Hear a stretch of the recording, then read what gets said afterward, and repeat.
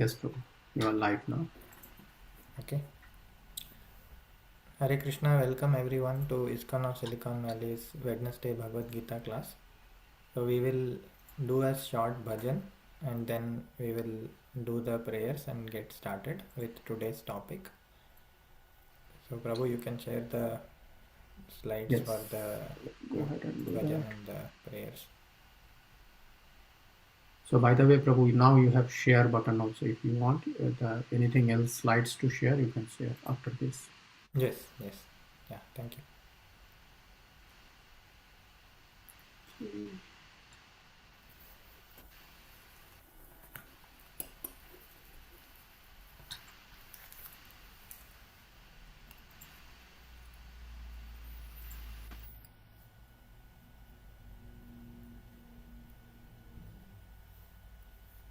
So before beginning any activity in general, it is always important to have divine grace, and that comes in the best manner possible in Kali Yuga by chanting Krishna's holy names or Harinama. So we are going to do that.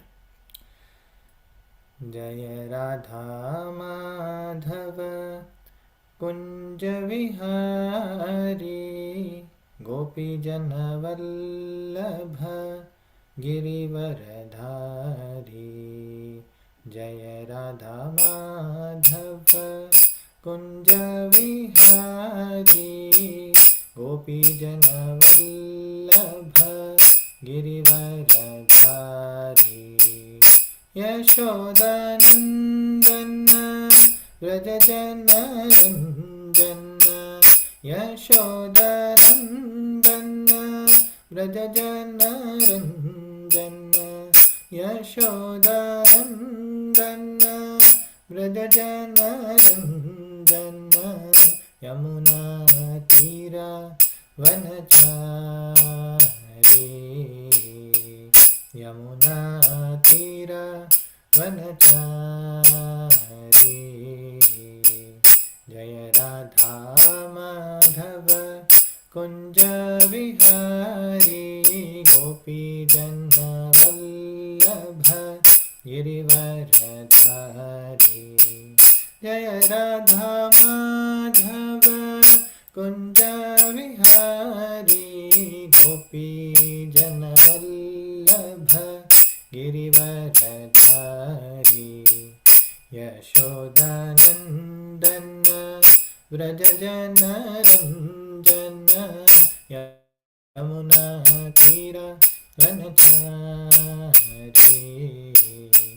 Yashodanandana Vrajajana Ranjana Yashodanandana Vrajajana Ranjana Yashodanandana Vrajajana Ranjana Yamuna Tira Vanachari Yamuna Tira Vanachari Hare Krishna Hare Krishna Krishna Krishna Hare Hare Hare Rama Hare Rama Rama Rama Hare Hare Hare Krishna Hare Krishna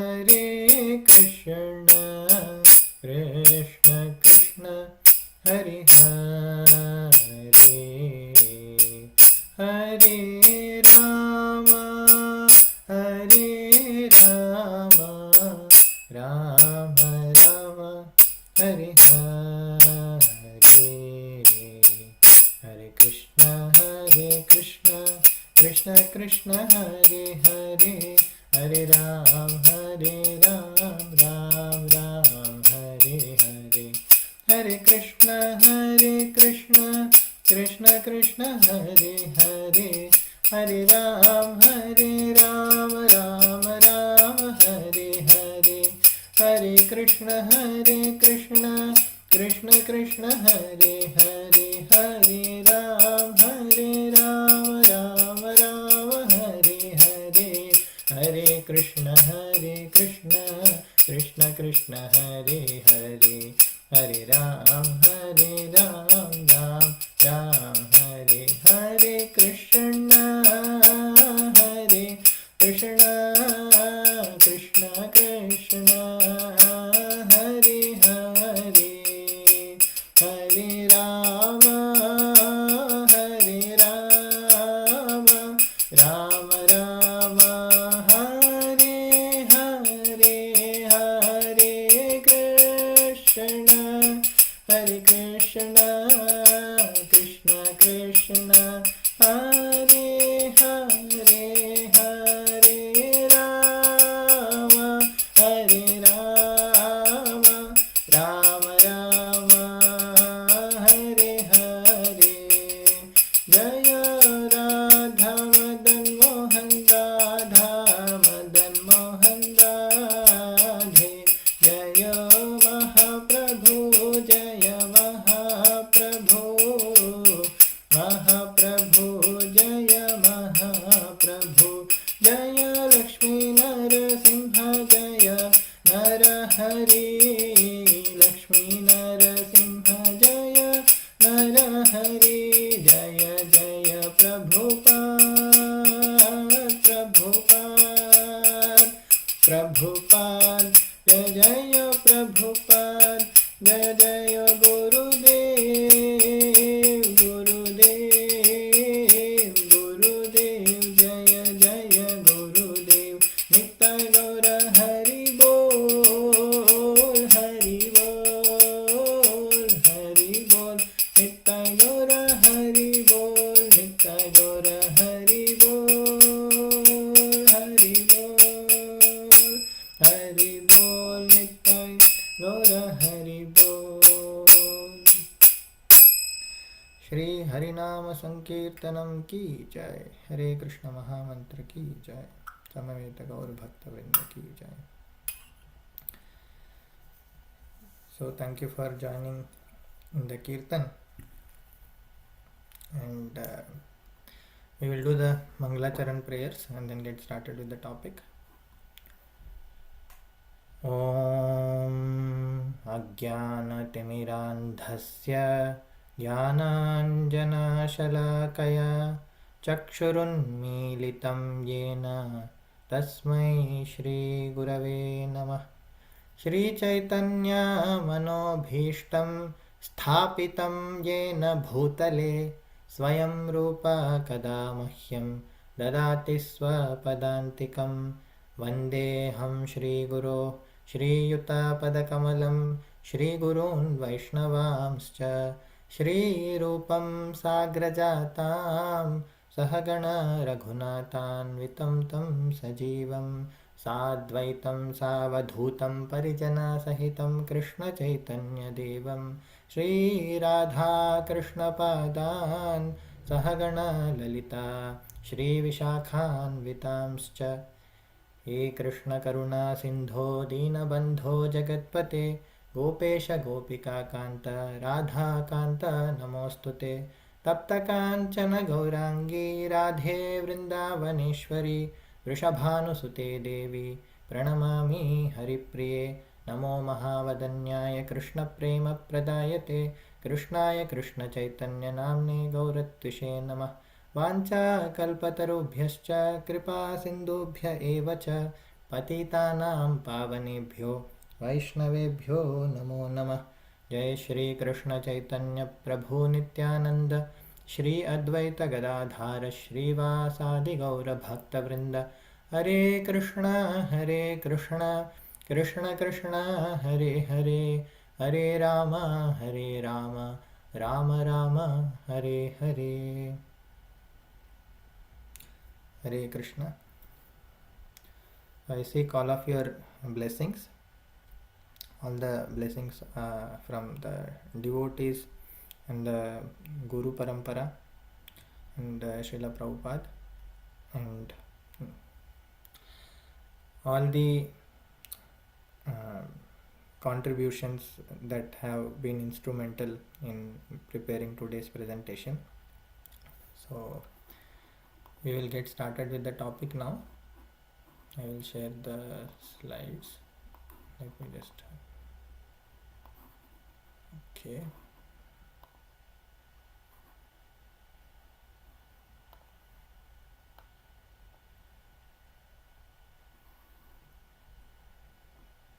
Please let me know when you can see the slides. I need to change the presenter view. Just 1 second. Okay, but before, yeah.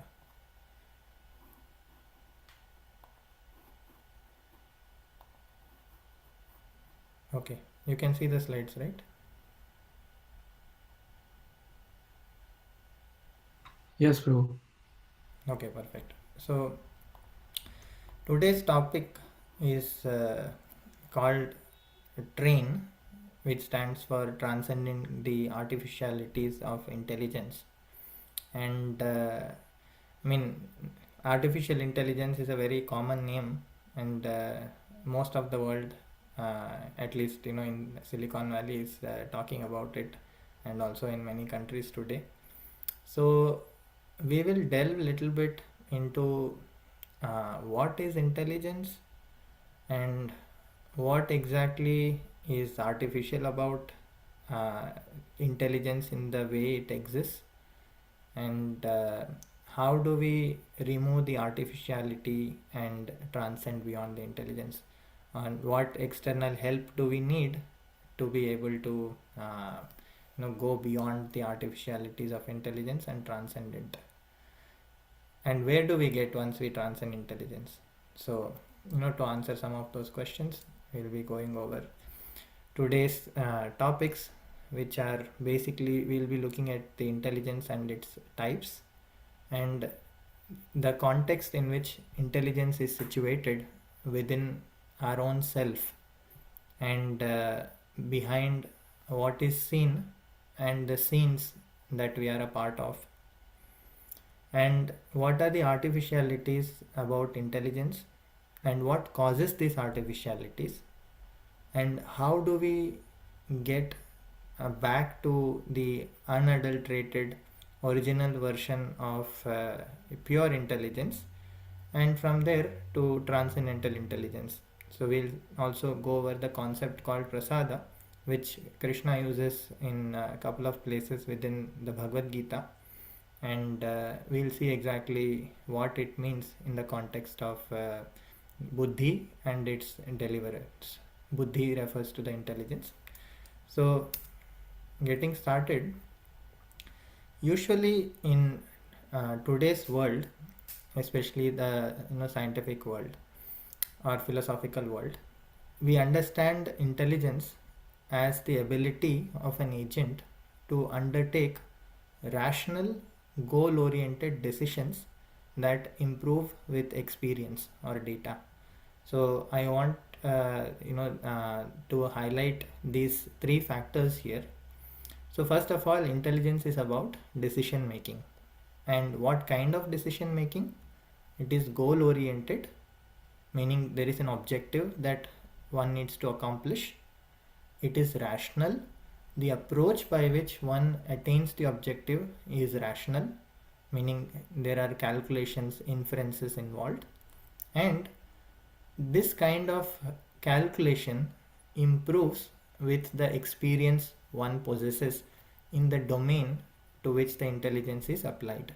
So this is the modern definition, and we'll see how the Shastra gives us not only a similar but more comprehensive understanding about what intelligence stands for and where exactly does it stand in the broader context of our existence. So there are a couple of places I have drawn quotations from in the Shastras. One is from Srimad Bhagavatam, which defines the functionalities of intelligence. And Bhagavatam mentions, when we discuss about the Antakarana or the unseen apparatus within ourselves by which we perceive the seen world, then it is only classified based on its functionality. So we'll see what are the functionalities the intelligence is associated with. So the definition in Sanskrit language is called lakshana. So we'll see that here it's talking about buddhir lakshanam, or the characteristics of intelligence, and vritti is the functionality. So what are the functional characteristics of intelligence? We'll see that. And संशयोऽथ विपर्यासो निश्चयस्मृतिरेव च swap इत्युच्यते बुद्धिर्लक्षणं वृत्तितः पृथक्. So Bhagavatam says samshaya, which means doubt, viparyasa, which means incorrect understanding, nishchaya, meaning conviction or incorrect understanding. So it can stand for both, and we use correct understanding as the from Srila Prabhupada's translation. And smritir evacha, smritir is memory, smriti is memory, smarana. Swapa is related to sleep, ityuchyate. So 5 characteristics: samshaya, doubt; viparyasa, incorrect understanding; nishchaya, correct understanding; smriti, memory; and swapa or nidra. So these are the 5 characteristics of intelligence. And Patanjali gives a similar quote in Yoga Sutras. So he says pramana viparyaya vikalpa nidra smritayah. So these are the panchavrittis of course he refers to in terms of chitta, but we understand that these are the characteristics of the original intelligence, original as in original material intelligence, which is also called chitta. So we'll get into the terminology in a bit, but for the top level or high level understanding, pramana here stands for the correct knowledge. Viparyaya is wrong knowledge or incorrect knowledge, which is the same as viparyasa, as you can see. And pramana is nishchaya. And vikalpa is, maybe this, maybe that. So that's the samshaya, that's the doubt part. And nidra is the same as swapa. And smriti, smritayah, smriti is the same as smriti. So broadly the definitions from both the shastras match. And here we also note that in the 18th chapter of Bhagavad Gita, Krishna comments about the different types of understanding. So he defines buddhi in sattva guna, in rajoguna and tamoguna. And we see that nishchaya or correct understanding is associated with buddhi in sattva guna. When a person has a buddhi or which is sattvika, then the person can understand things as they are correctly. And when a person has buddhi in rajoguna, there is always a confusion. Maybe this is what I should do, maybe this is what I should avoid. Though maybe not. That's the rajoguna platform. And viparyasa or or viparyaya is the wrong understanding. This comes when buddhi is in the mode of ignorance. We'll see what these modes are about in a few moments. But viparyasa is thinking that what is right is actually wrong, and what is actually wrong is right. So that way it's the reverse of the correct understanding.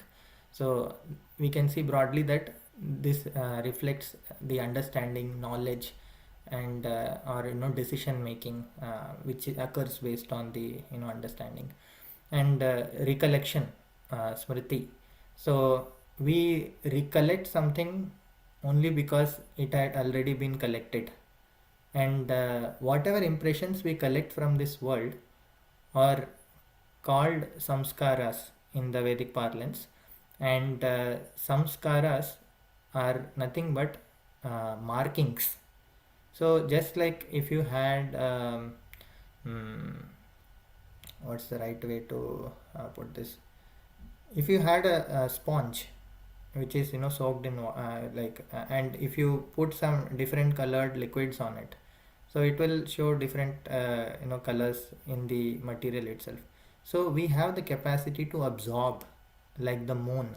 Therefore the mind is compared to the moon, and just like the moon absorbs sunlight, we have the capacity to absorb things. And when we absorb impressions from this world, they are tinged with the gunas or the qualities each of the objects possess, and therefore our understanding becomes colored, or materially colored. And once it enters into our system and gets stored as a samskara, whenever we need that, our intelligence tries to retrieve it, and that's what is smriti or recollection. And then so these are, we'll see how smriti is extremely important for buddhi to function. Krishna says this repeatedly in the Bhagavad Gita, so we'll go over that. And then sleep or swapa is one of the cognitive states of buddhi, in which the person is taking rest.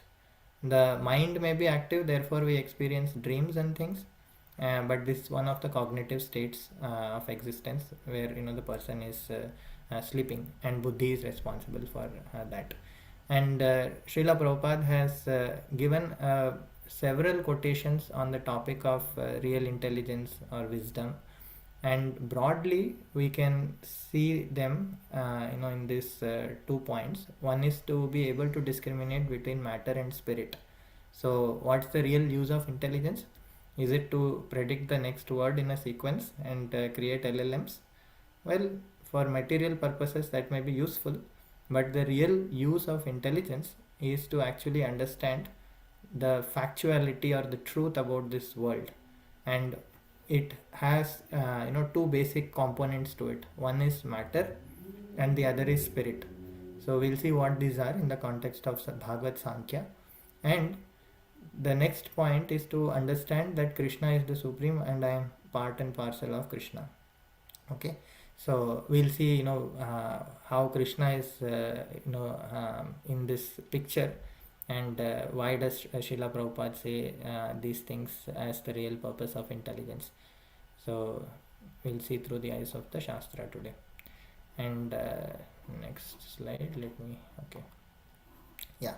so we just discussed that in the definition of buddhi, there are 3 things that are said in Bhagavatam, and one of them is nishchaya, and that is what is the sattvika buddhi. And where does Krishna say this?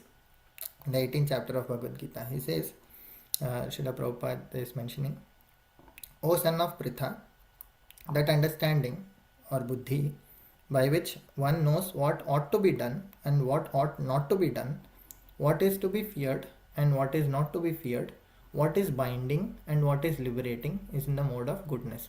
As you can see here from this definition, we infer that buddhi in sattva guna gives us a factual understanding of this world, or a factual representation of what this world is about and what it is not.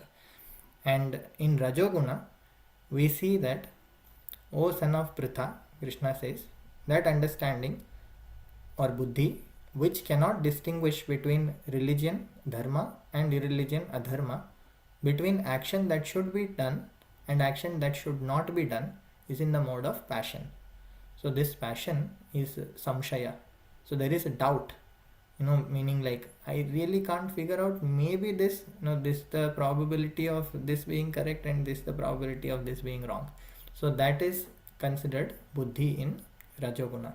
So it may be useful sometimes when we are in the exploratory stage of understanding a subject, but that should not be the goal. We should always try to rise to the sattvika platform, whereby we understand the factuality about this world. And next is the tamoguna buddhi. So that understanding which considers irreligion, adharma, to be religion, dharma, and religion to be irreligion, under the spell of illusion and darkness, and strives always in the wrong direction, O Partha, is in the mode of ignorance. So here we can see this is the viparyaya buddhi. So this is the buddhi which considers like everything opposite. So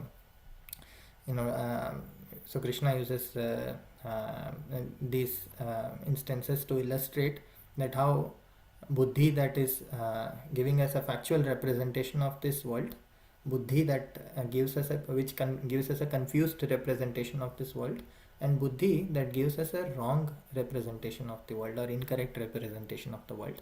These are the different types of buddhis. Now we are going to spend a considerable amount of time on this particular slide. So this is what we can say is the summary of different places from Srimad Bhagavatam, Bhagavad Gita and Katha Upanishad on how the intelligence functions and how do we actually perceive reality.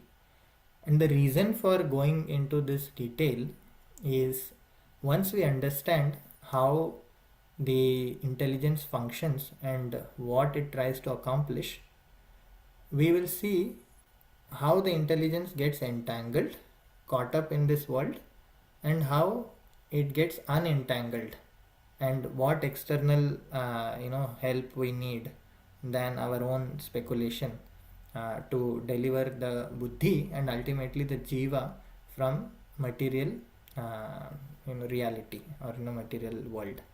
So here first there are many layers to this, so we'll do it layer by layer.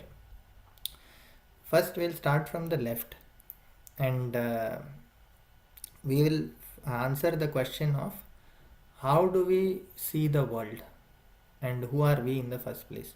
So this orange circle here, it is representing the Jivatma, who we are, and the Jivatma has its basis in the Paramatma, or the supreme absolute truth, and the Jivatma is called in the scriptures as the seer. So it's actually the Jivatma who sees. It's neither the buddhi nor the manas. So if at every layer here, if you draw a vertical line here, everywhere, at each point you can ask the question, who is the witness? Meaning, who is actually perceiving the data that's going from the senses to the subtle senses to the manas, buddhi, or to the ahankara, to the chitta? Who is actually perceiving it? Because all these pretty much other than the devatas mentioned here are pretty much just matter alone. There is no role of a seer or a soul in it. It's mostly everything else is inanimate objects. Inanimate objects cannot experience things. It requires consciousness. So this is where there is a key difference between the modern scientific pursuit of trying to build agents and artificial intelligence powered robots to mimic human experience, and they can be at best called humanoids but not humans, because life comes from life. And what is the source of life? It is consciousness, and consciousness cannot be replicated but can be mimicked in some of its functionalities, not the in the sense of experience. We'll see what I mean here. So now the soul is called a drishta or the seer. Now there is not only one seer, there is also an upadrishta, or the one who is an accompanying seer, which is not just the soul.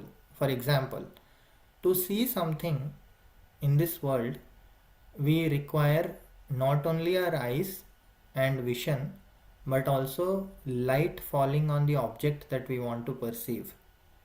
Now, this Upadrishta or Paramatma, who is also the cause of all causes, Janmadhyasya Yataha, from where all the causes, from where all the effects originate.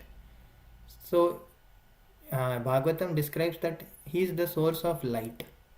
So when he sees first, meaning when light falls on the object first, then we get to perceive it because of the light, or because of him being able to see, we are able to see as a consequence. So this accompanying seer is the original seer, and this what is described as drishta or us is the secondary seer. And we are also known as Purusha or Ishvara in some places, meaning we are the lord of everything that is given to us, meaning we have a body, we have a mind, we have intelligence, we have assumed an identity.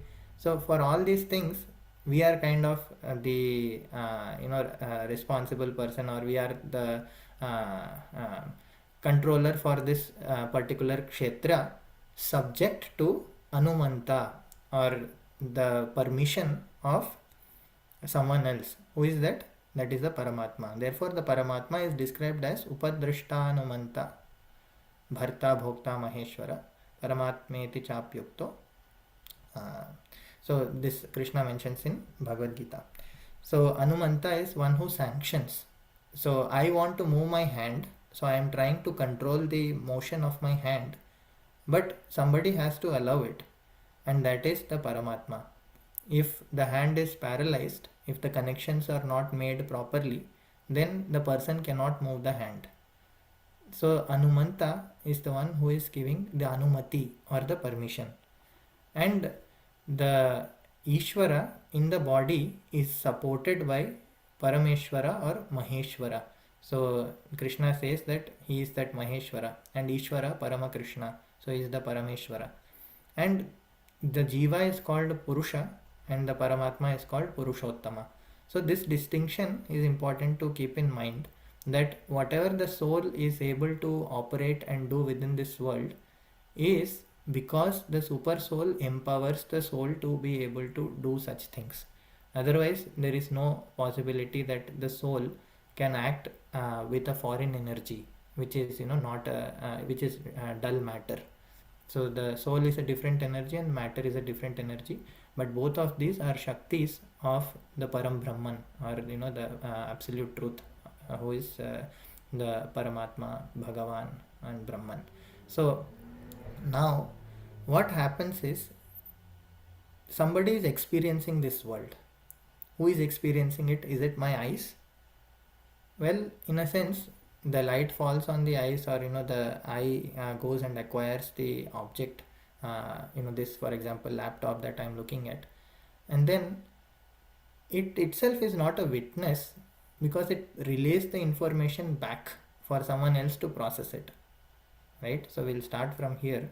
So if we see here, there are visible knowledge organs, and this should be visible action organs. There is a typo here. So now visible action organs are basically the hands, legs and all these by which we do action, and the knowledge organs are eyes, ears.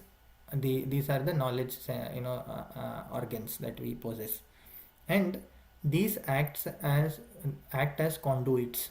For example, if you are talking to me and then I am looking at you, but I am thinking about something else, will I be able to register your data,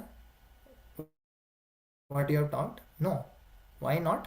Because although the sound is entering through the dwara, there is nobody to receive it, because they are busy processing something else. So therefore, these organs that we see, they act as conduits or dwara for the information to pass through, but someone else has to process it, and those are the indriyas. Those are what we are calling as the the actual senses. So shabda, these are the actually eye and all these karmendriyas and jnanendriyas, which process the information, and whatever information they process from the external world, they go back to the manas, meaning they are related to the mind. The mind doesn't just see the pixels on the screen, it sees an image. So the jnanendriyas, eyes, just see the pixels, there is a light pattern falling, and then it just relays it back to the mind, and this mind conceptualizes it. It sees, okay, there is a box here, there is a green color here, there's a yellow color here, and there is something written here, and the mind boxes this information, classifies this, and then this also happens with the help of buddhi. So the buddhi recollects based on the past samskaras that, okay, this is English language and these are letters MANAS, oh, but wait a minute, this looks like Sanskrit. And then it goes back based on the previous memories, fetches the meaning of this, and helps the manas to conceptualize whatever is presented to it. And that way, the buddhi and manas work in conjunction to give us an understanding of the outside world that we perceive. Now, neither the buddhi nor the manas is alive, in the sense these are also just processors. Of course, these processors have different architectures within them, and we will a little bit see what these are. But these processors relay the information back. Now, whom do this relay the information back? If you see the connections here in these purple arrows, so this is the data flowing back. So that is the point here in the legend. So the purple arrow marks represent the data flowing back. So if you see this from the dwaras, the information goes to the indriyas. From there it goes to the manas, and from there it goes to the buddhi, and then the samskaras go via the ahankara to the chitta. Now all these samskaras, they form physical shapes within the ahankara or the chitta, meaning they actually are impressions, meaning they impress upon the chitta and change the shape of it. So therefore the chitta attains a particular state because of that, if one is getting repeated impressions of something, and that state is called bhava. So bhava is the state of the chitta, and this is this is little more technical, but therefore in Bhagavatam there is a mention of tada rajas tamo bhava kamalo badhayaschaye. So the bhava can be in a rajoguna, in tamoguna, sattva or something even better, shuddha sattva. So depending on which guna the bhava is, the living entity's destination is formed accordingly. Yo yam yam vapi smaran bhavam tyajantyante kalevaram tam tam evaiti kaunteya sada tad bhava bhavitaha. So Krishna says in Bhagavad Gita that depending on what bhava is there at the antakala, meaning at the end of life, the atma attains that state without fail. Meaning if somebody is meditating on something throughout their life, I want to, let's say, become a good devotee, or I want to become a great engineer, or researcher, or I want to become wealthy, or I want to do something else. So all of these actually form impressions on the chitta, and these are physical impressions, meaning they are actually they deform the chitta in a particular manner, or they mold the chitta in a particular manner. So receiving all these impressions, whatever state the chitta predominantly attains at the end of life, that is the state one attains after the lifetime. So that's what Krishna is saying. Now what happens exactly, how does chitta attain particular shapes? There are different analogies given to explain this point, and one of them is that of a mirror. So when we say cheto darpanam arjanam, so the chitta is compared to a mirror. Now, and all the impressions coming from outside are tainting the mirror one way or the other. So now these impressions, material impressions taint, and spiritual impressions try to cleanse what already has been tainted. So now these impressions, once let's say they are like dot particles on the mirror, the material impressions. The Jivatman is actually the one who is experiencing this whole scene, and this Jivatman is processing those reflections from the mirror of the chitta, and this chitta hosts within it the different types of dirt that has been acquired from the material world, and therefore the Atman thinks that these dirt particles are not on the mirror but on me, who is getting reflected from the mirror. So this misconception is called ahankara, and that ahankara is what is this box here. So ahankara is of three types as per Srimad Bhagavatam. Vaikari, Taijasa and Bhutadi. And when the different gunas predominate the ahankara, that particular ahankara has a name. So sattvic ahankara is Vaikari, rajasic ahankara is Taijasa, and tamasic ahankara is Bhutadi. So mode of goodness, mode of passion, and mode of ignorance. These are the three types of ahankars. Now these ahankars actually along with the manas and buddhi are called antakaran or antaratma in different terminologies, and this is what is the actual instrument that belongs to us and helps us deal with this world, whether it be affecting this world or getting affected by this world. So affecting this world are karmendriyas, the decisions that the buddhi takes and does something in this world. Of course, the Bhagavatam describes that the Jnanendriyas are powered by the buddhi because they are basically gathering intelligence from different data points in this world, and the karmendriyas are powered by prana, and both buddhi and prana, they originate from the ahankara in rajoguna, and from the ahankara in sattva arise the devatas, who are the governing bodies for our body, and then the manas, which is the mind. So that way mind and the devatas arise from the sattvic ahankara, buddhi and prana arises along with the indriyas from the rajasic ahankara, and the tanmatras and the panchabhutas. So panchabhutas are pretty much what we can perceive from our senses in this world, what we also call as the gross elements or the gross material world. So they have their signature in the subtler elements. So those are called the tanmatras. Matra means a marker or a signature, and so each of those panchabhutas has a signature associated with it. Shabda, sparsha, rupa, rasa, gandha. So or the basic sound. For example, from the sound comes the sky. So therefore the gross elements have a subtle origin, and those are the tanmatras, and they come from the tamasic ahankar. And from these panchabhutas come the world that is actually manifest to us. So the world that we see in terms of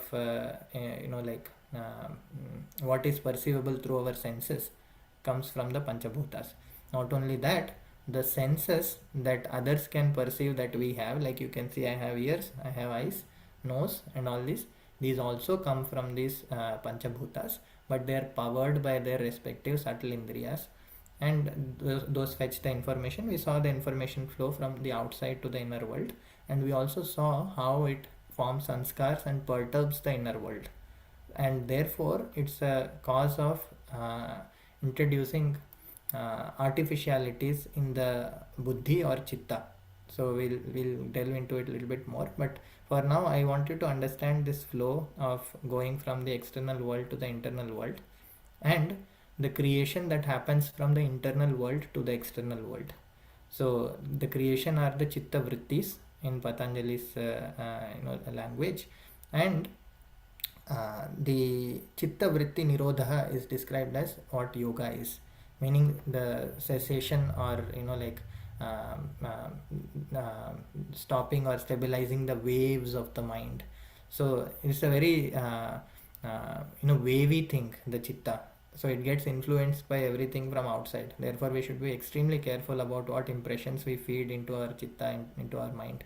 So anything that we see here, everything starts going into the chitta, and therefore we need to exercise restraint on what we get from the external world. So we need to have filters inside our head as to what we want to accept from the external world. And so that's the information flow to the soul, and that's how the soul becomes the experiencer. So Bhagavad Gita says that karya karana kartrutve hetur prakriti ruchyate Purushaha sukha dukkhanam bhoktritve heturuchyate. This bhoktritva, or the quality of experiencing, comes because of all this data flow from the senses all the way to the Jivatma. And now in the creation we saw how it happens in the reverse order, meaning it starts from inside and then goes to outside. And all of this is happening under the guidance, or under the wish of the Supreme Lord, who takes the form of the Paramatma. So therefore Krishna is addressed as Sarva Karana Karanam, and there are different agencies by which he manages to accomplish this, and those agencies are called the Shaktis. And some Shaktis which are Satvika in this world, they are the Devatas, and then there are Rajasika Shaktis, there are Tamasika Shaktis. So all of these different Shaktis within the material world, in service to Krishna, create this world for our experience and for our learning. We saw the quality of intelligence is also to learn from experience or data, right? So, and Krishna says in Bhagavad Gita that how the experience is relayed. So soul is the experiencer, but not the doer. So this is a very subtle point here, that in the soul has nothing to do with this world really, but under the spell of illusion, the soul thinks that I am going to lord over this material world, all these things actually belong to me, and gets so invested into it. But factually speaking, Kapila explains in Srimad Bhagavatam that the soul is actually not bound, but thinks it is bound because of the ahankara, because of identifying the dust on the mirror as though present on the soul, because of which this misunderstanding is called avidya, and results in ahankara and so on. So this original misunderstanding gets propagated over lifetimes, and then the chitta becomes so opaque, colored by different things, that so much so that the atma no longer is able to perceive the spiritual reality. But once this chitta is cleaned, cheto darpana marjanam, then one can perceive the atma, and this is called the state of sampragyata samadhi in Yoga Sutras. So when the Atma uses this chitta as a tool, mirror, to see that, okay, there is a mirror, and what is seen in the mirror is nothing but me. And the moment the Atma turns its consciousness inward, then the spiritual reality opens up to it. So that is in Patanjali's language called asampragyata samadhi, where the soul is no longer conscious of the external material reality, but only the spiritual reality. Now this is of course in the yoga scriptures, the highest goal is to attain Brahman, or the impersonal absolute truth, or the Paramatma. But in bhakti there is even a step more one can go. One can actually have the question of, okay, fine, I am a Jivatma and I have stopped the connection with the material world, and I have transformed by looking within and understanding that I am a spiritual soul. But then where do I come from? And then, okay, fine, if I am a spiritual soul, you must be a spiritual soul as well, and everybody else, and so must be like the living beings in this world. Where do all of us come from? So by asking that question and by reflecting upon the Atma itself, leads by the grace of what we'll see eventually, that it's called prasada. By prasada one starts perceiving the Lord, or upadrashta. So therefore this point on reflecting upon the reflections is emphasized by Kapila in the 3rd canto, 27th chapter of Srimad Bhagavatam, where he says that how when we see the sun is reflected on the water, and this reflection is reflected on a wall, a person who is standing at a corner of the room and only seeing the wall knows that the reflection that has appeared there is actually because of reflection in the water, and by reflecting upon that reflection knows that there is actually a sun in the sky. So Sankhya uses this inferential argument to make us understand that because the senses are working and the consciousness is reflected from the senses back to the antakarana, therefore, or the ahankara, therefore there must exist an ahankara that is actually powering this whole setup. And the very fact that there is an ahankara, which itself is not the original object but only a reflection in the chitta, so by that one concludes that there is a jivatma, and by seeing that jivatma is having a basis in the Paramatma, one understands that there is a Paramatma. And then by meditation, Krishna describes in the 11th canto how one starts to see the features of the Paramatma, not just light. So initially one gets the understanding that okay, I am an illuminated spiritual spark. It's like going toward a mountain where there is a lot of greenery. From a distance, the mountain looks like lush green, and there is a lot of homogeneity, and it's all green everywhere. So but when one goes closer to the mountain, then one sees that this greenery is not just uniform alone, but it is due to a lot of trees that are present. So by that inference one understands that just like there is a moon in the sky, and if you put many pots of water in the on the earth, and if you look at those spots, it will appear like there is a moon in each of these spots. Of course, assume the sky is clear, no obstructions, and there is only full moonlight, no other lights. Then you will see that each of these pots of water contains the reflection of the moon, and by observing these reflections we know that there is a moon in the sky. Similarly, by observing that we are all be having the same spirit soul, and reflecting upon that, we would know that we are from a common origin, and that common origin is the Sarva Karana Karanam, or Krishna. Therefore in Bhagavad Gita, Krishna says that we are his part and parcels. I'm forgetting the exact verse, but he mentions to Arjuna how that we are all the part and parcels of Krishna, who is the Paramatma, who is the Parameshwara, and who is described as Purushottama and Maheshwara. So this understanding is essential for us to know how the buddhi gets contaminated by the material impressions from the outside world. So all we see in the outside world are the last like vertical line here. This is all we see. We only see the gross matter.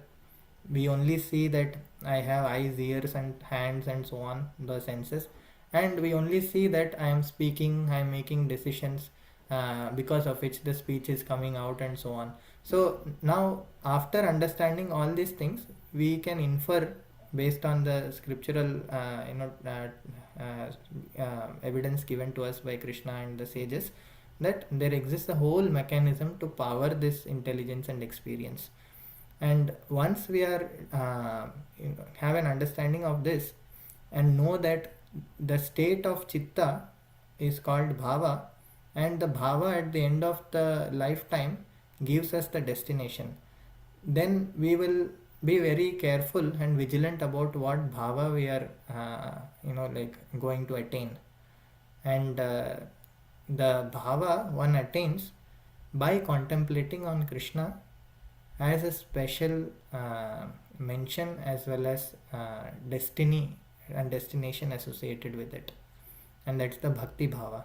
And when we tell in devotional parlance, when we say bhava, that is understood to be for bhakti bhava, but bhava is a more general term, and when we have bhakti bhava, that is the best form of bhava one can possess, that attracts Krishna's grace, prasada, and gives us the spiritual destination or the swarupa. Now we'll go to the next slide. I think we spent enough time on this. I think Prabhu has a question. Do you want to ask the question now, or do you want to ask after the... Yeah, I can come back, so we can finish. Okay, yeah. So let me quickly try to finish. So now that we saw this big picture, we'll go to how the intelligence falls down. So now we all have a particular intelligence that is colored by predominantly either by Rajas, Sattva or Tamas at different points in time. And Krishna mentions how the intelligence gets destroyed or falls down. So he says, Dhyayato Vishayan Pumsa Sangasteshu Pajayate Sangat Sanjayate Kama Kamat Krodho Bhijayate Krodhat Bhavati Sammoha Sammohat Smriti Vibhrama Smriti Bhramshat Buddhi Nasho Buddhi Nashat Pranashyati. So Pranashyati is complete fall down. And why it happens? Because of Buddhi Nashat. So Krishna says, Prabhupada says this, when intelligence is lost, one falls down again into the material pool. And how does the buddhi gets destroyed? Smriti Bhramshat. So when memory is bewildered, the intelligence is lost. Now that's why I mentioned that smriti is extremely important, the ability to recollect. We see that Bhagavatam mentions this as one of the lakshanas of buddhi. It's one of the founding pillars that supports the buddhi in its decision making. You cannot make decisions without any data or experience, correct? So at least you need to know what options exist, that is data, and you need to know which is the best option, that is data. Of course, that's rationality driven by data. So memory is absolutely essential. And how does the memory get bewildered? Sammohat smriti vibhramaha, when it falls in illusion. And from delusion, bewilderment of memory occurs, right? And krodhat bhavati samoha, and when one is agitated, so for example, krodha is anger here, but we see in general when there is frustration, anger, agitation, one goes into a world of their own and makes decisions that they may regret after coming out of that bhava, after coming out of that state. Then uh, uh, the person may take a different decision given the same circumstances other than the krodha part. Now, from where does this krodha arise? Kamat krodho bhijayate. So from lust, anger arises. How do we understand this? It means when the desires are not fulfilled, when our expectations are not fulfilled, it can lead to frustration. And for whom does this lead to frustration? Is it for everyone? We'll see. Sangat sanjayate kama. So this is for those who have attachment. So from the attachment, lust develops, or the strong desire to control something or to have something our own way. So that is sangat sanjayate kamaha. And where does this sangha come from? Well, this is a very tricky part. Dhyayato vishayan pumsaha sangasteshu pajayate. Just by paying attention to what we think as objects of enjoyment, the sangha develops. While contemplating on the objects of the senses. That means pretty much anything we see with an enjoying mentality attracts us to that particular thing, or a particular thing or object in this world.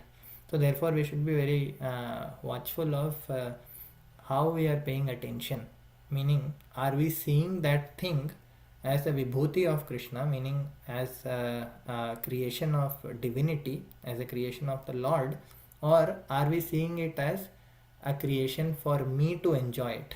So that's the difference. So one is to see it with a divine vision, the same object, and the other is to see the same object with a vision to enjoy. So the vision to enjoy considers that object as a vishaya, meaning it's a sense object. The vision to see with divine eyes considers that object as a shakti or a prasada that is meant for enjoyment of Krishna, but provided to us in this world so that we make good use of it, or we do something constructive with it for Krishna's pleasure. So that is the that's why the Shastra says Sarvam Khalavidam Brahma. So everything in this world is actually representation of the supreme for one who has the eyes to see it in such a manner. So of course, that doesn't mean all the bad things or wrong things of this world are there because they exist in God. So the Shastras give an example for this. Just like when somebody is looking at the sun, they don't see their shadow, but the moment they turn away from the sun, they see their shadow. But this shadow does not exist in the sun, though it is because of the sun. Similarly, the bad things in this world exist because there is the Lord who is allowing it to exist, but it's not his desire that they exist. The reason they exist is because of us being opaque to the instructions of God and divinity. The moment we become the instruments of Krishna's compassion, we do not see that darkness in this world, and we perceive everything as Krishna's arrangement for a higher cause. We will always have that faith, and slowly we'll see how that faith actually transforms reality and makes us really instruments of compassion in the truest sense of the word. And now here other important things to note are there is kama or desire, and the desire is actually in the mind, the manas. So we saw in the previous diagram how the manas gets the information from the senses, conceptualizes it, and based on that and based on the ahankara, you remember manas also has an origin in the sattvic ahankara, and the manas, after having an origin, it also gets colored by the different gunas, and depending on which guna the manas is in, accordingly it will desire something about that object. Either it will desire something good with the object for the good of that, or it may desire something like bad, like destruction of that object for for all the wrong reasons. So that is the manas, which is the seat of desire. Bhagavatam says this, yat sankalpa vikalpabhyam vartate kama sambhava. And there is smriti, which is the one of the supporting cornerstones of buddhi. So and sometimes it's explained in the scriptures that chitta is the seat of the memory or the impressions. We just saw how like a sponge or the moon absorbs light. Of course, moon only absorbs the sunlight and pure, and whereas the sponge can absorb any kind of like liquid thrown at it, and then it will start having that kind of a color. Similarly, chitta is described like a watery substance, or it gets mixed with different colors, it gets colored. So that is the seat of smriti, or smriti is nothing but the samskaras which are stored permanently, or like for long term. That is the smriti or memory. And buddhi uses this. We saw what was the definition of buddhi earlier. We saw of course the scientific definition as well. And this is the decision making toward a goal, and the goal here is provided by the kama, and this kama arises based on the mind's view of the world in relation to the ahankara of the person.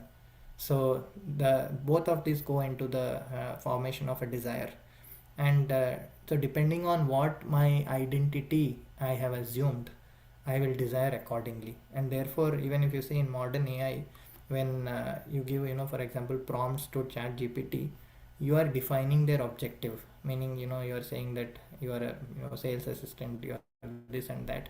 So you are giving them an ahankara, and then you are expecting their buddhi to run through their logical machinery and take the identity that you have provided and the goal that you have provided to come up with a response. And this Sankhya explains in more detail that actually this goal is coming from ahankara, which is a vritti of the chitta, meaning the function of the chitta.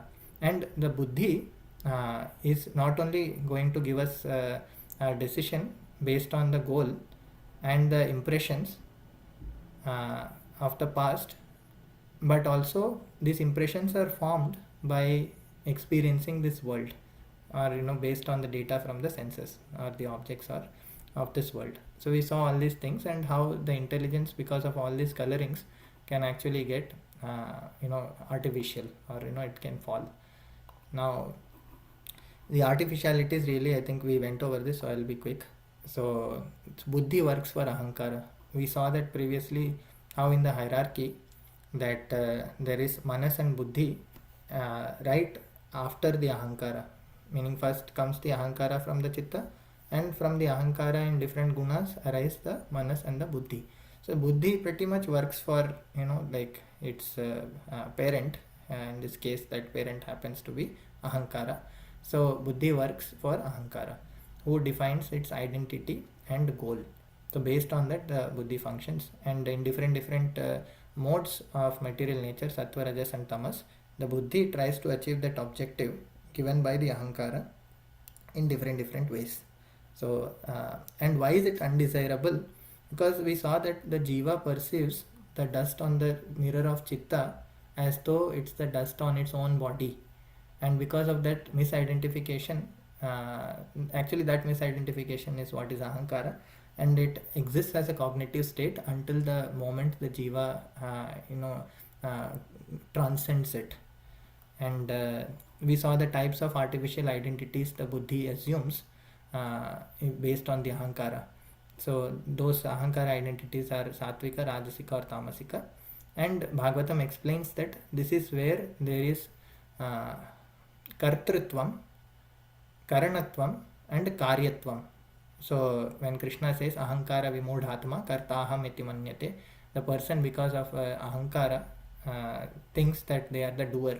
Bhagavatam says these exist in prakriti, and where in prakriti? Specifically in ahankara.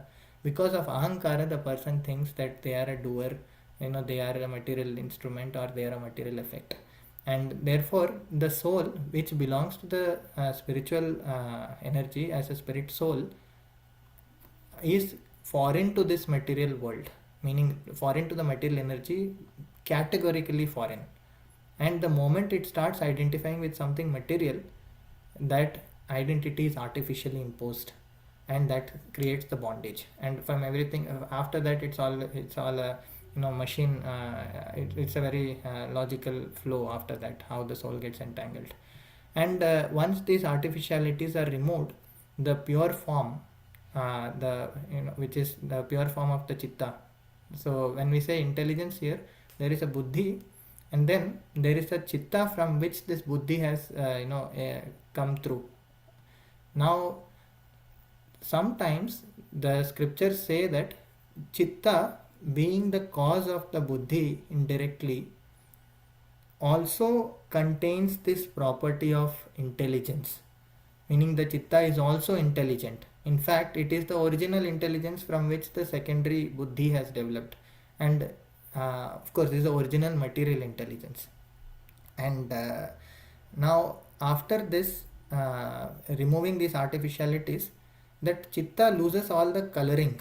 So just like water, when we put different colors, let's say somehow we manage to remove all those colors, or a sponge where we put different colors of liquids, we manage to remove all those colors, then what remains is the pure unadulterated material chitta, and that is called Paraprakriti, and it is also called Bhagavad Padam. Now why is this called Bhagavad Padam? Because that is the state which is conducive for spiritual realization.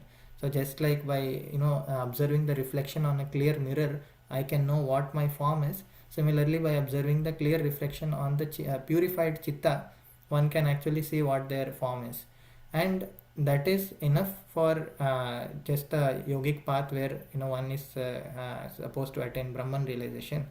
And if somebody aspires for more, then by listening to what is the form of that spiritual reality from the scriptures, Matkata Shravanadishu. So Krishna describes that by listening to the spiritual descriptions from those who have realized it already, and that is what takes the form of the scripture, the words of the realized souls.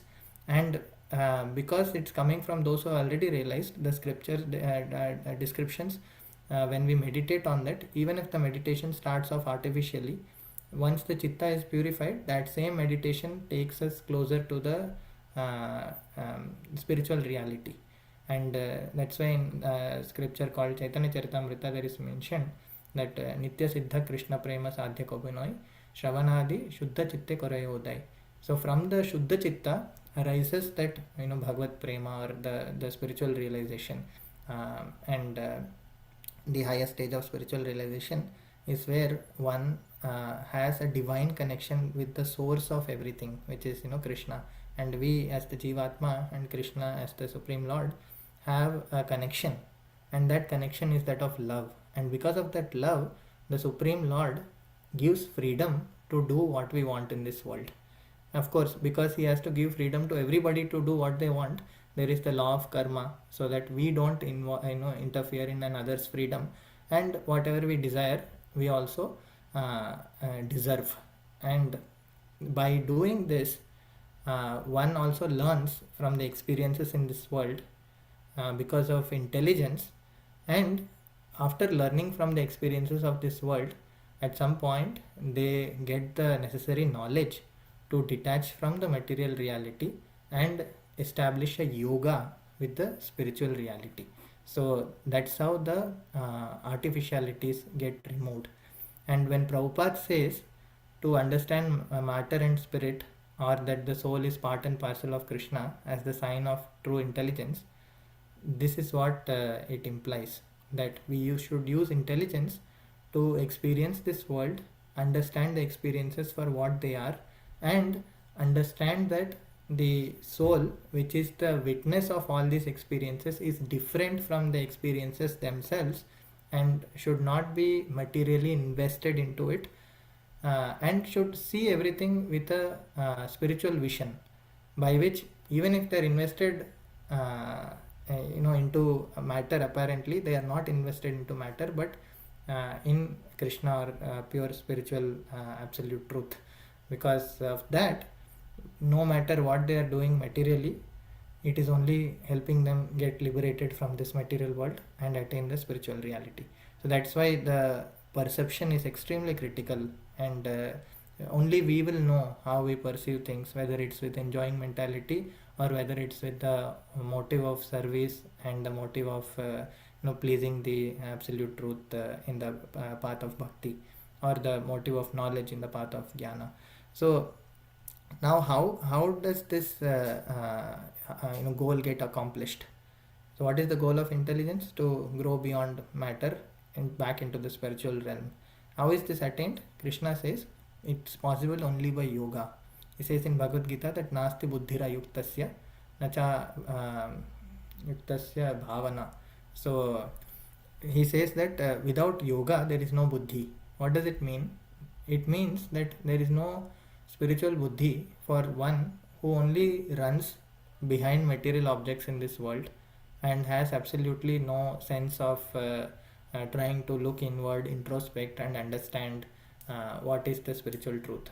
And such a person eventually, because of, we saw dhyayato vishayan pumsaha, falls into the material world completely. And until and unless a devotee or a spiritual personality or a sadhu comes to the, they are pretty much caught up in the material world, in the entanglements. And how does this yoga arise? Krishna says that it arises based on absorption, just like dhyato vishayan pumsa, just like investing into the material energy binds us. Similarly, investing into spiritual energy or Krishna's energy, or absorbing ourselves into it, liberates us. Saeva sadhu shukruto mokshadvaram apavritam prasangam ajaram pasham. So Bhagavatam says this, that absorption in the material world binds us, whereas absorption in sadhus and the spiritual world liberates us. And how does this absorption or yoga arise? Krishna says that for those who are trying to serve him, to serve his devotees, so in devotional service through the guidance of the guru, one easily gets absorbed in the spiritual reality. Why does he say that? Tesham satata yuktanam bhajatam priti purvakam dadami buddhi yogam tam yena mam upayanti te. He says, I give them the buddhi yoga. I give them that spiritual buddhi by which they come back to me. And what does that mean? So, and when does that happen? So that happens when we attain the stage called prasada. So we usually say that prasada is for eating, but that is true because it's offered to their Lord and accepted by the great souls, and after that we are getting it. It is Bhagavad Prasada. And what it means on a spiritual or transcendental level is that it gives us the realization. So Krishna says this, Raga Dvesha Vimuktaistu Vishayan Indriyais Atma Vashyayir Vidheyatma Prasadam Madhigachyati. Who can attain prasada? He says Raga Dvesha Vimuktaistu. So when a person is free from the dualities of hatred and attachment, Vishayan Indriyais Charan. One is, stopped running behind the material objects of this world. Atma Vashyayir Vidheyatma. A person who is in full sense control. Prasadam adhigachyati. Such a person attains prasada. Now this is the stage at which one attains prasada, and Arjuna has attained it after listening the Bhagavad Gita. Initially, Krishna says that how come all this moha illusion has come upon you, and you are not making the right decision to fight, and it doesn't befit your exalted personality.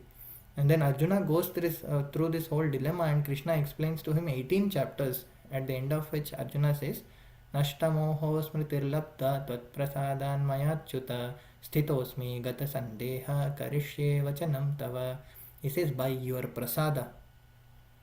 What happened? Nashta moha. I lost the illusion. We saw how sammohat smriti vibramaha. Because of moha, the memory gets bewildered. So what did Arjuna say? He said nashta moho smritir labdva. So after the moha is gone, I obtain my memory back. All the good instructions and wisdom that you have given to me, Krishna, it's all come back now. Sthitosmi gata sandeha karishye vachanam tava. So now after getting the memory back, what happens? We saw that just like when memory gets bewildered, the intelligence is lost. Similarly, when the memory comes back online, the intelligence can now latch on to all those good instructions and make the right decisions, which Arjuna made. Karishye vachanam tava. I'll follow what you say, Krishna. And of course, Krishna, being our ever well-wisher, always wishes for our welfare. And he is the Suhrida Sarva Bhutanam. He is the best friend of all living beings. And your best friend will never leave you. And is always there to support and guide. And therefore, following Krishna's instructions is a sign of perfect intelligence. And then one understands that is a part and parcel of Krishna. Mamayvamsho jiva loke jiva bhuta sanatana. So he says, Krishna says that we are all his part and parcels. And by this, when we attain his prasada, we will realize this. And then Krishna also says that he says, prasade sarva dukkhanam hanirasyopajayate prasanna chetaso hyasho buddhi paryavatishtate. What happens when we get prasada? Prasade sarva dukkhanam hani upajayate. All the dukkhas get destroyed by the prasada. Prasanna chetaso hyashu. A person who has attained prasada is of is completely equipoised and peaceful compared to the materially wavering reality, and buddhi paryavatishthate. So when the buddhi becomes established, the person becomes a sthita pragya. So sthita pragya is one whose buddhi is completely established without wavery nature, and this is what is chitta vritti nirodha, where the wavering nature of the antaratma has subsided and stabilized, and the buddhi, the original buddhi which is chitta, also is stabilized now. And this happens by prasada. And now what happens because of this buddhi yoga? Depending on the aspiration of the aspirant, one gets to a destination. Ena mam upayantite. And Krishna also mentions padam gacchanti anamayam. So one attains Bhagavat padam, or different stages of spiritual reality depending on what they are aspiring for and what they are qualified to realize. Brahman, Paramatma or Bhagavan. So this we discussed this how by prasada one gets the smriti and buddhi for correct decision making, and that way that buddhi nashat pranashyati will not happen. The one person doesn't get destroyed in the material world.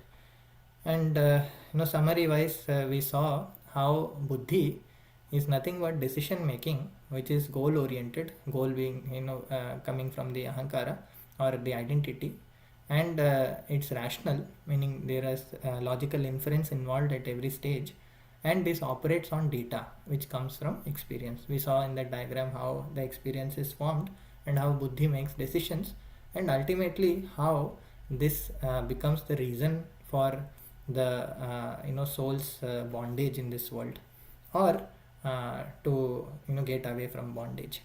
So, and we saw that's the entanglement of buddhi in samsara, and we also saw how detachment from matter and yoga with the spiritual reality happens by the prasada of the Lord.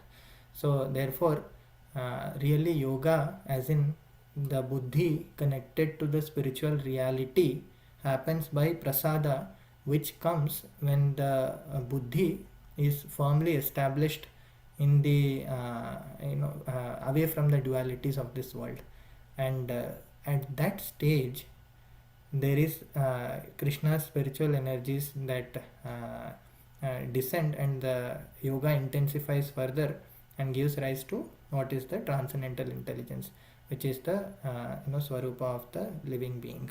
And that is that could be either in different spiritual worlds, or different stages of spiritual realization, namely Bhagavan, Paramatma, or Brahman.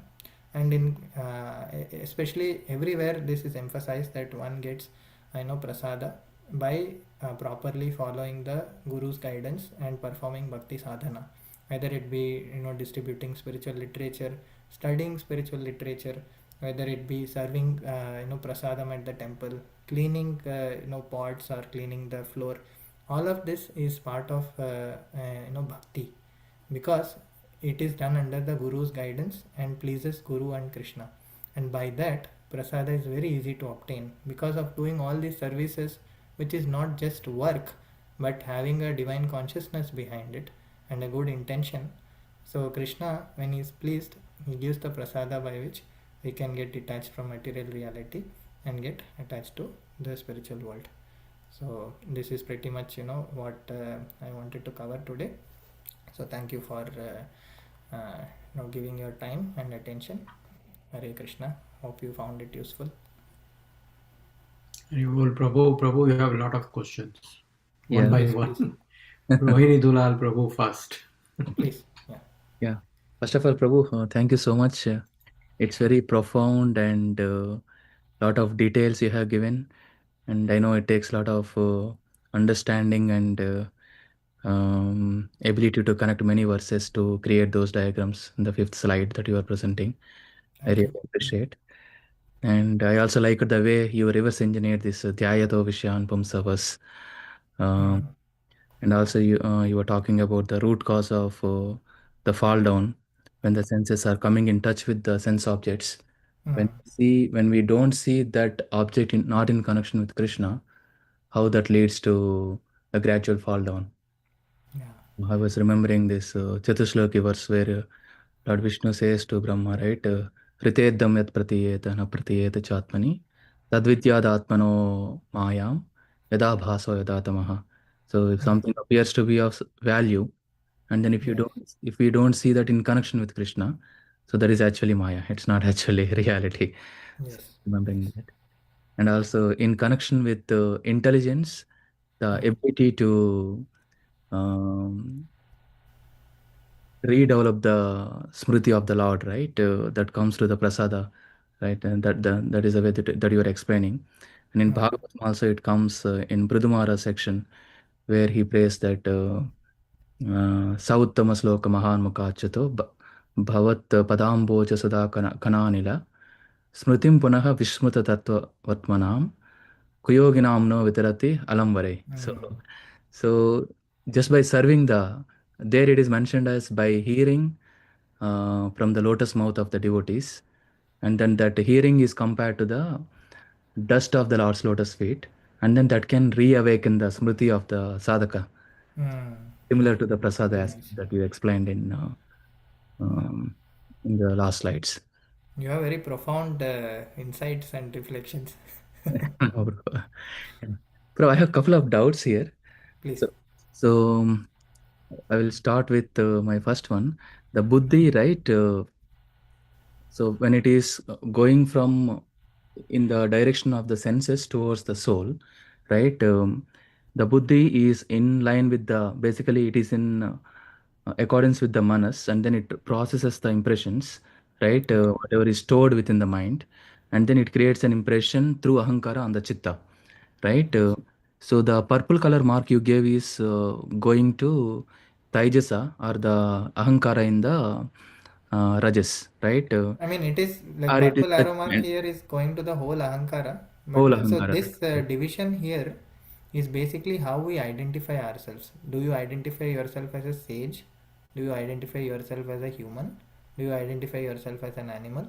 So that is pretty much what these ahankaras stand for functionally. You know, sattva, or rajas, or tamas. But the impressions themselves go to the ahankara as a whole unit. And Okay. this ahankara is described as trivrit, or trivido. So but the impressions go to the ahankara, which is the sum total identity that a person associates themselves with Okay. through the And chitta. yeah. So its arrow mark is pretty much for the whole Whole ahankara thing. as a unit. Okay, cool. Thank you. And one more thing, you said that the desire or the kama Hmm. is coming from the mind or manas. So I was wondering what is the functionality of the soul? Because unless the soul wants to enjoy separately from Krishna, it cannot look at the material world. It has something which is away, which it is looking to be away from Krishna. So what is that tendency within the soul described as if it is not desire? So it works, everything works in conjunction, right? The moment you look at the material world, meaning you have a material vision already, that means that all these are already acting. The manas and the material identity is getting assumed. So if you are asking about how originally the jiva has acquired a Not desire that to one. enjoy this world, so that is a more than $1 million question, and there are different explanations for that. But from this perspective, what we can understand is the moment the chitta wants to express itself, meaning the living being under the material jurisdiction wants to express itself to interact with this world, the creation propagates forward, and these different realities are created by the Lord's agency.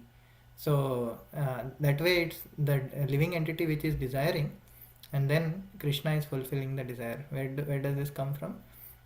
Kata Upanishad, Nityo Nityanam Chetanas Chetananam Eko Bahunam Yo Vidadhati Kaman. So there is a desire to enjoy, and if this is coming from the manas before the creation, or whether it's already been there, I think from this what we can say is the subtle body is there until the liberation takes place. And when did the soul acquire the subtle body is a question that there are different explanations which are beyond the That's fine. scope But of this I was not discussion. looking at that. Yeah, I Yeah. understand.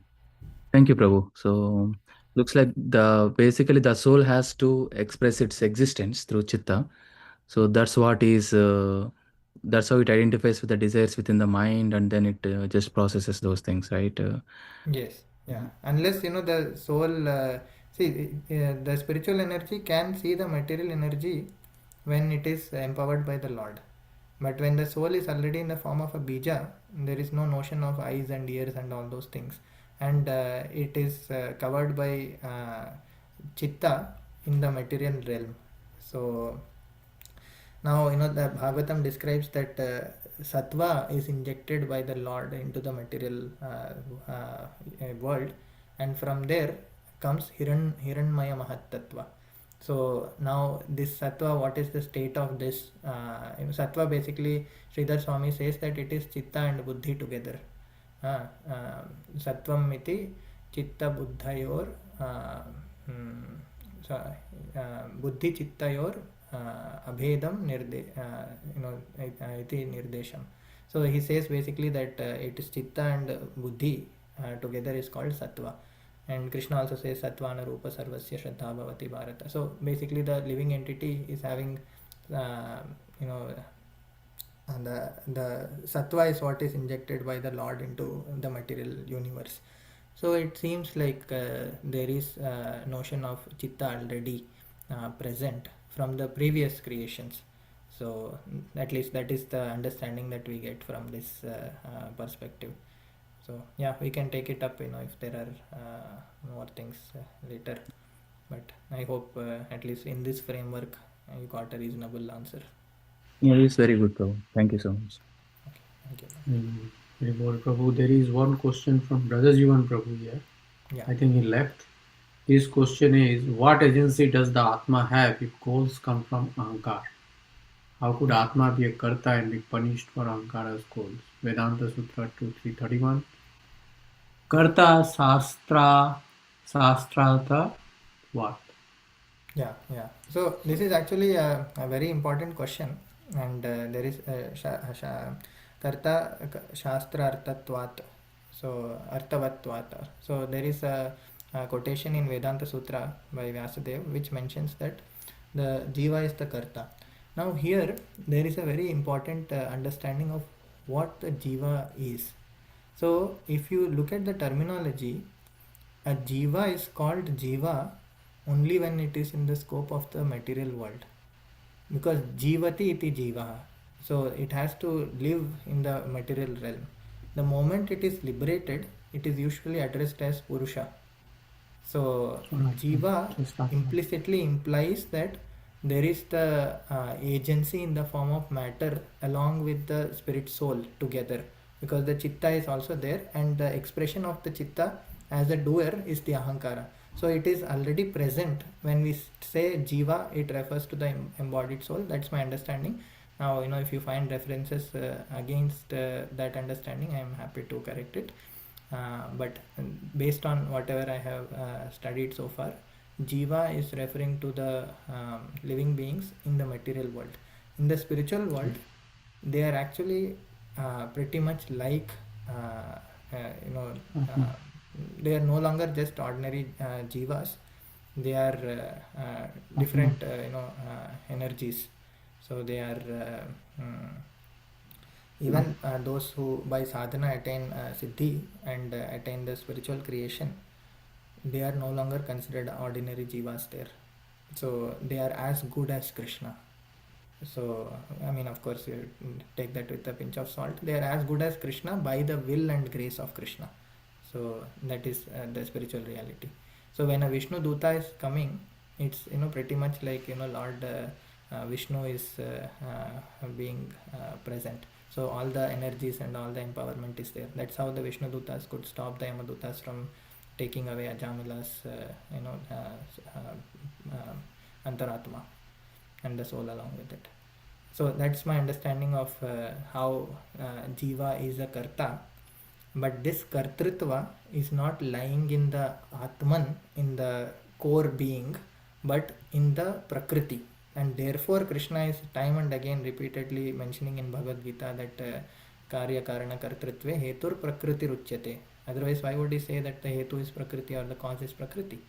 So, and Bhagavatam also repeatedly says that ahankara is karya karana kartri atma. So karana actually, not karana. So it says kartritvam karanatvam cha karyatvam cheti lakshanam shanta ghora vimudhatvam iti va syad ahankritehe. So this is actually the symptom or lakshan of ahankara. It is the kartratma, or it is the one that is actually the doer in the material world, not the pure spirit soul.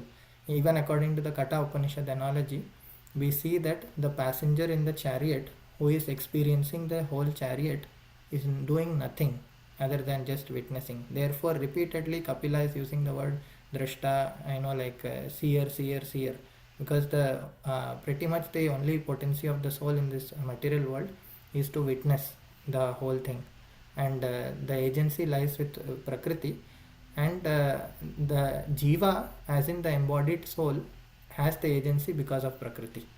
So, and why do the reactions come to the soul? Actually, the reactions never touch the soul. It's because of the attachment and the ahankara. The soul thinks that these are impressed upon me, just like it thinks that this enjoyment is impressed upon me.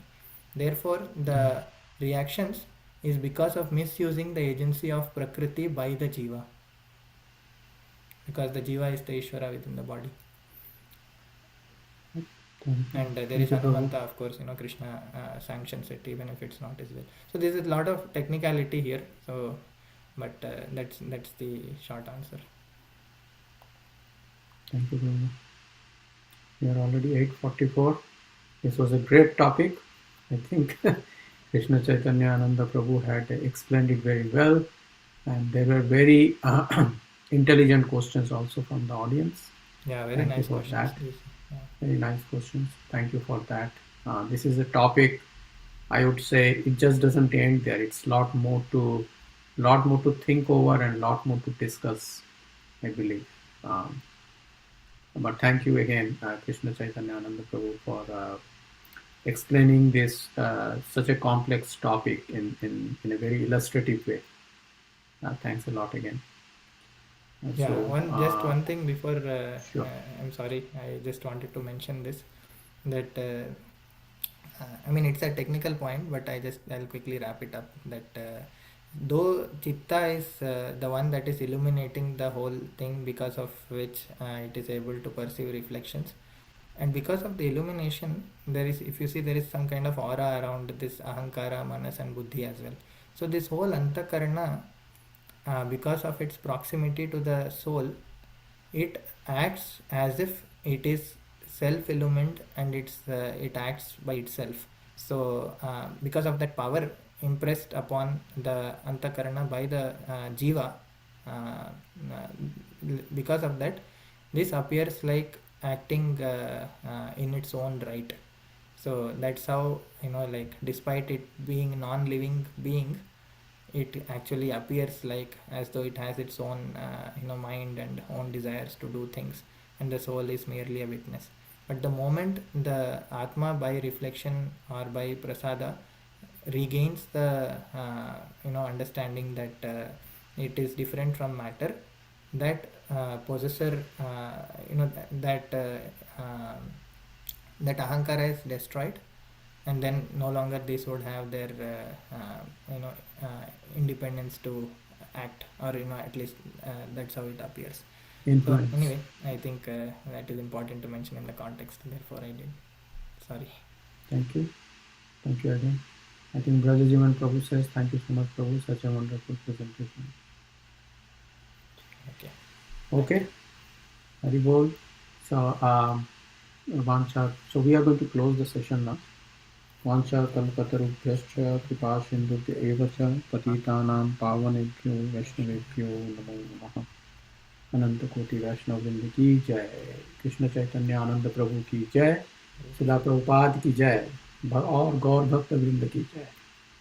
Thank you, dear devotees, for taking time from your busy schedule to listen to such an important topic Krishna Chaitanya Ananda Prabhu presented. And we'll meet again on the online only class next Wednesday. But please note, this Friday we have Balram Jayanti at our temple, ISKCON of Silicon Valley, 1965 Latham Street, Mountain View, California. Please join us there. Hari Bol. We will now close the session. Thank you. Hare Krishna.